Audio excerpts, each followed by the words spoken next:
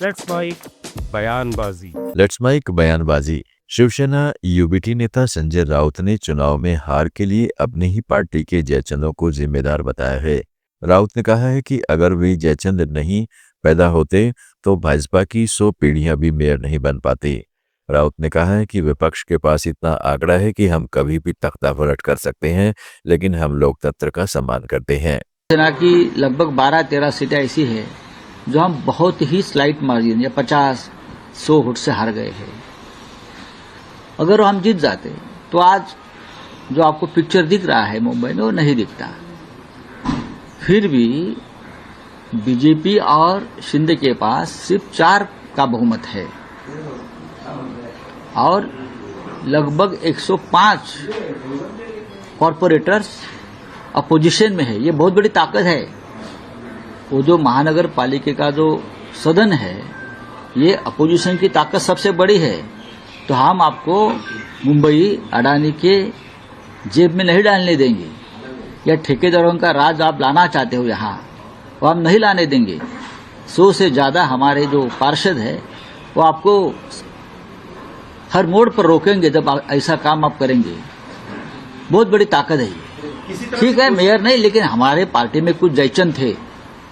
अगर वो जयचंद नहीं पैदा होते तो भारतीय जनता पार्टी के 100 पुरखों की भी यहाँ तादाद आती तो भी यहाँ मुंबई में बीजेपी का मेयर नहीं बन सकता था। किसी तरह से कोशिश की जाएगी आपकी पार्टी का मेयर बने जोड़ तो? नहीं, हम अभी कुछ नहीं करेंगे।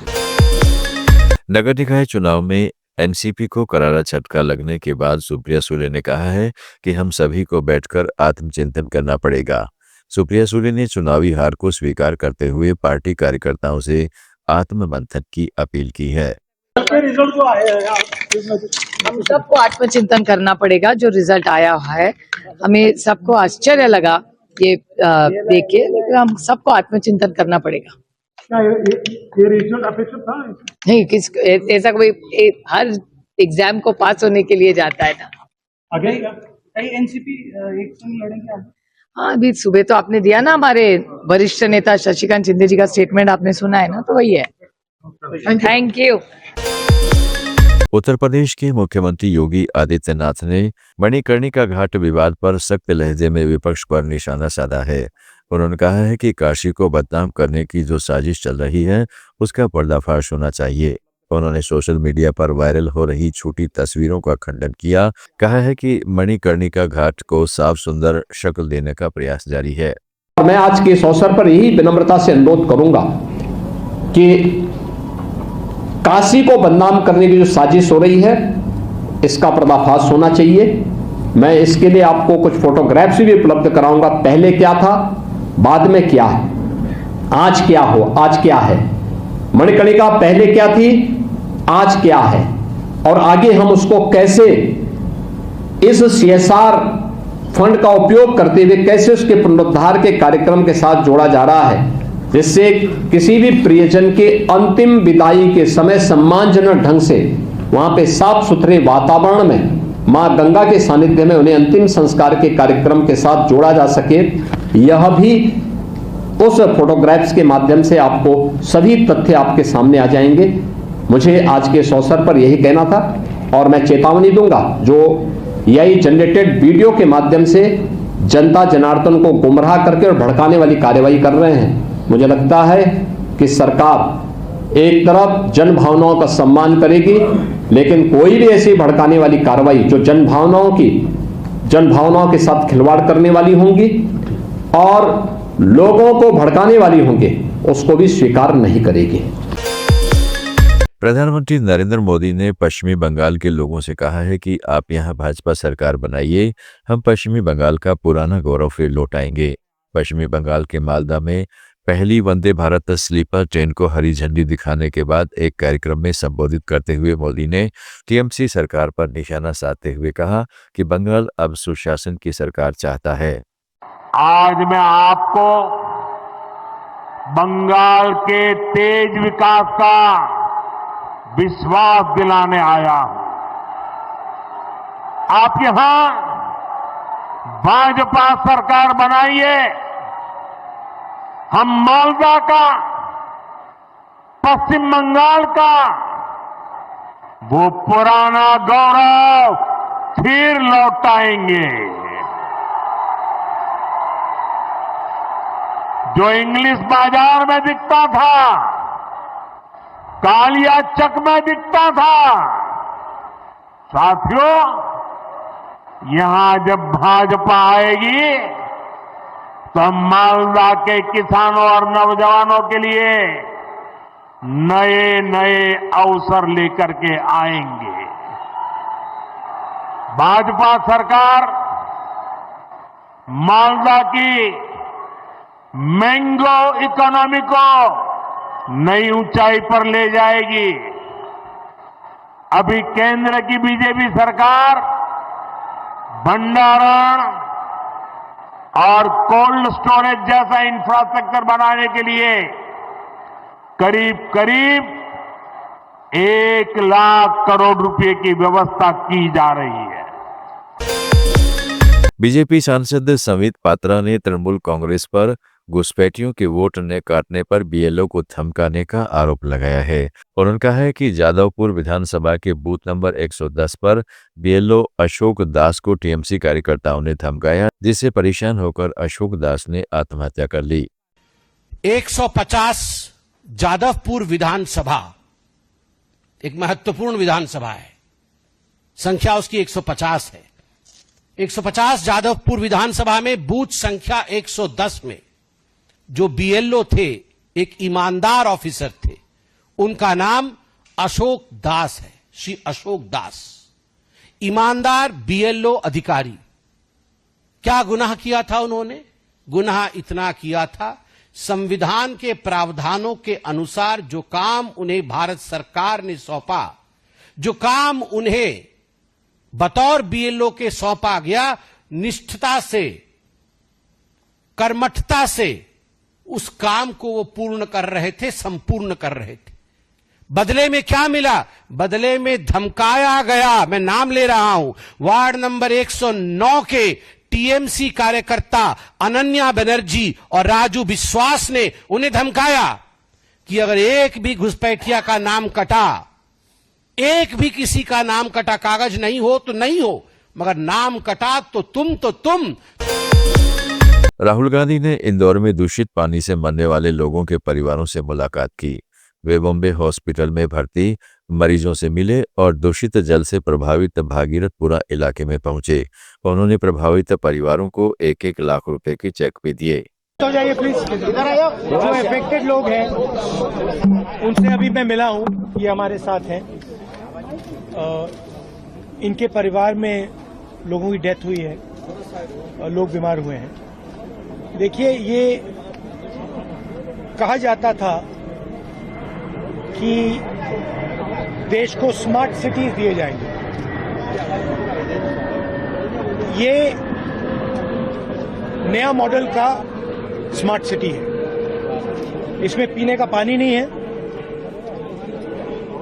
लोगों को डराया जा रहा है। सारे के सारे परिवार पानी पीने के बाद, मतलब इंदौर में साफ पानी नहीं मिल सकता है। पानी पीकर लोग मरते हैं। ये है।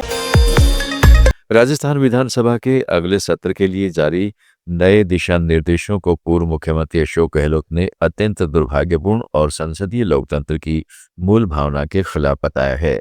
उन्होंने विधानसभा अध्यक्ष वासुदेव देवनानी से पूछा है कि यह फैसला किसकी सलाह पर लिया गया।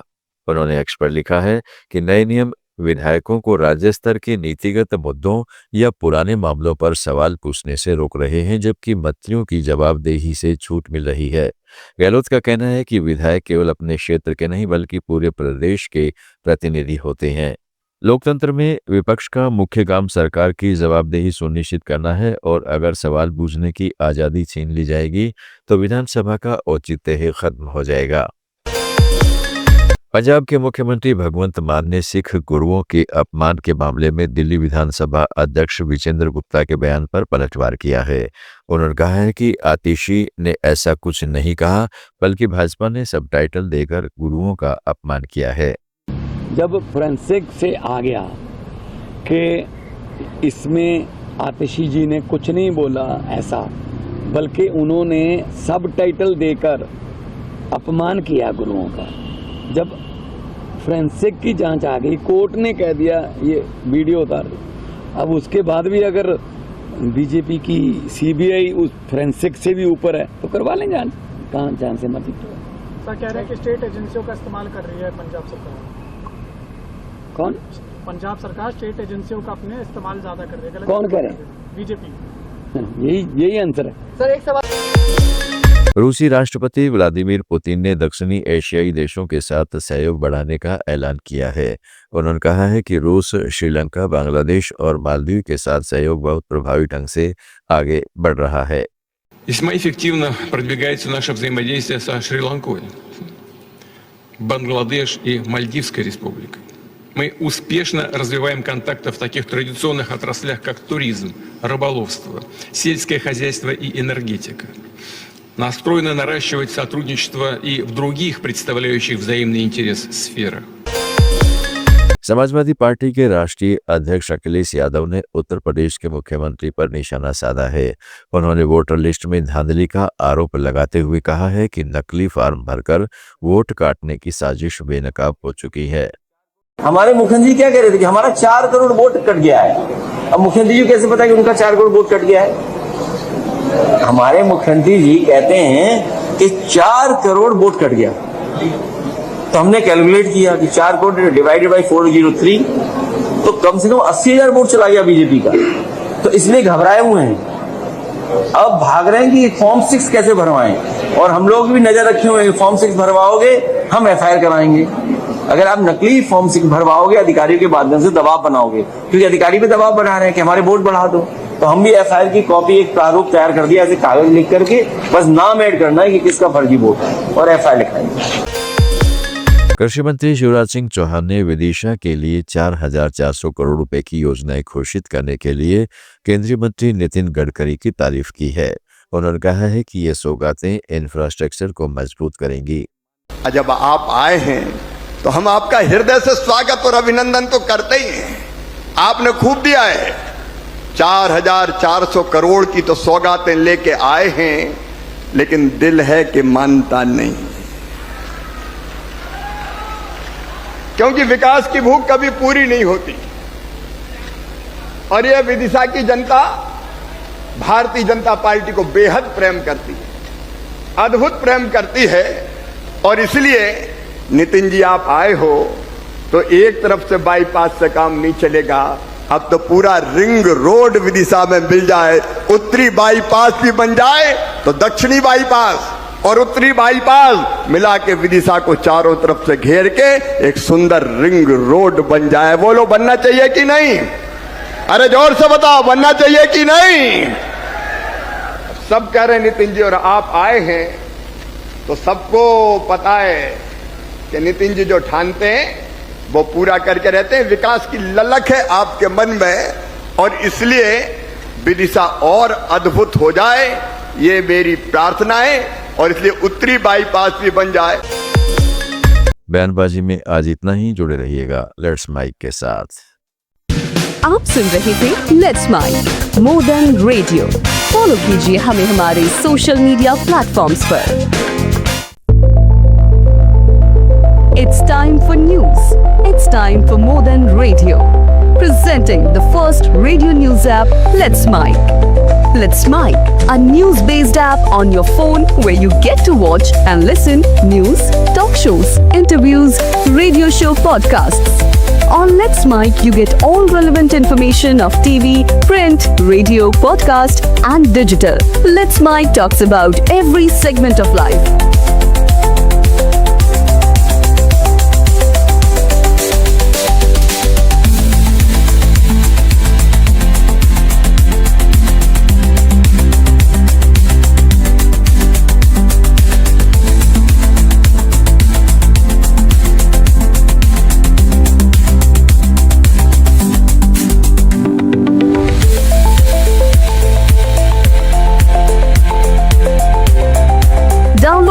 now from Play Store. Available both